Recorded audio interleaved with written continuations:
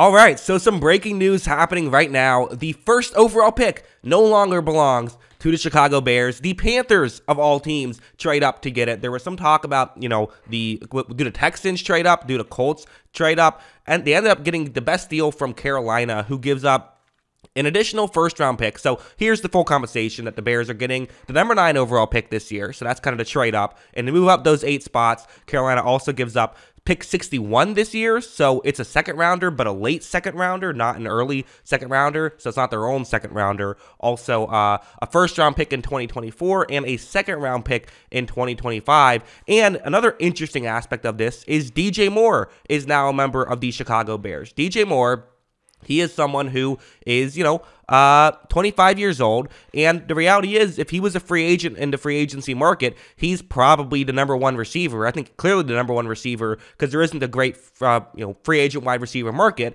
and I think that Chicago really wants to make sure that they get Justin Fields a weapon, and DJ Moore is now easily the best receiver on the Chicago Bears. Now, getting paid $25 million this year, that's, part of it. That's his cap hit, and $20 million each of the next 2 years, although after this year, they can get out of it with just $10 million in dead cap. So, I don't think they want to get out of it. I think they want to keep him, but it's nice to know that there is a contingency plan if he does, fall off a cliff or something. But I think he should fit in well with the Chicago Bears. And from the Bears' perspective, this is a clear sign of trust. Clearly, they do have some faith in Justin Fields. Otherwise, they would not have made this move, right?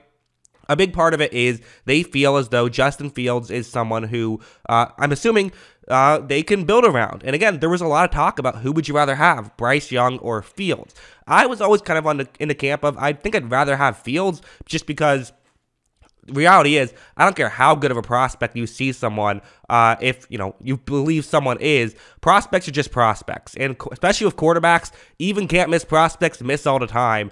Get someone who can play in the NFL. That's kind of the way that I view it, although I certainly, I kind of talked about maybe the idea of keeping Fields but also drafting Bryce Young and let him sit behind Fields. That was interesting, but this is probably the smart move of trading away to pick, getting a, King's ransom back, where now, you have still a number 9 overall pick, should be able to get a really good player with that, and you have a ton of draft capital coming up the next couple of years, which should help you to build around Fields, which is, I just think, smart. And you got someone who would not have been available on the open market in a DJ Moore. So that's kind of some extra value that you're getting. So the reality is, I know people are going to say, I typically don't like to do the good trade from both sides thing. It's almost a meme how every time a trade happens, everyone says it's a good trade from both sides. But there are some times when there are good trades from both sides, and I think this is one of them. The reality is, it would have been stupid if this didn't happen. It would have been stupid if a team didn't trade up to number 1, because the Bears didn't need a quarterback, so why pick number 1 overall when there is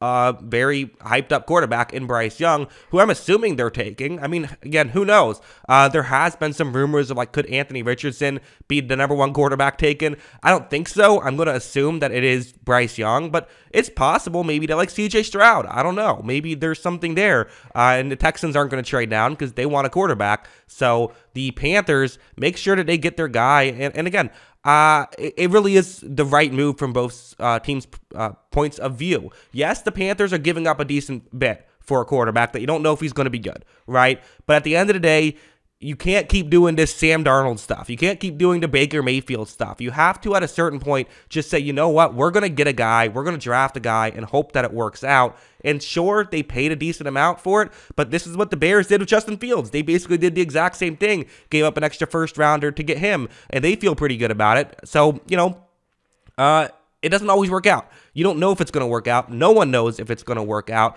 But the only way to have it eventually work out is to keep drafting quarterbacks. So getting a quarterback here, first overall, last time they got a quarterback first overall, it was Cam Newton. I'd say that worked out pretty well. As for the Panthers and where do they go from here, I find it very fascinating. I do think there is a real chance that the Panthers are... Could they win the division next year? I don't think it's crazy. Once the Saints got Derek Carr, I think we all kind of said, okay, it's the Saints division again. Well, say what you want about the ceiling of that team. They probably have at least a good enough floor to get them to 9 or 10 wins.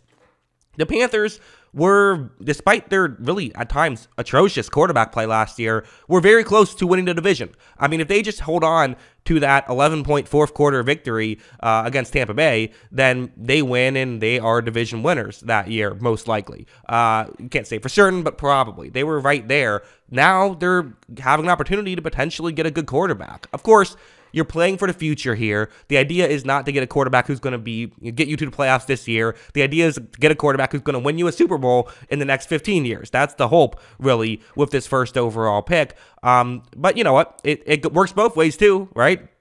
You know, kind of an advantage that you're playing in a weaker division, so maybe you could get a young quarterback playoff experience right away. And again, I just have to assume that they are doing this to get Bryce Young, because I feel like I don't know. Is it crazy that it could be someone else, though? Is that completely untrue? That maybe they would want, like, if they do want someone else, let's say they want CJ Stroud. Let's say that's the guy that they want. That's their favorite quarterback.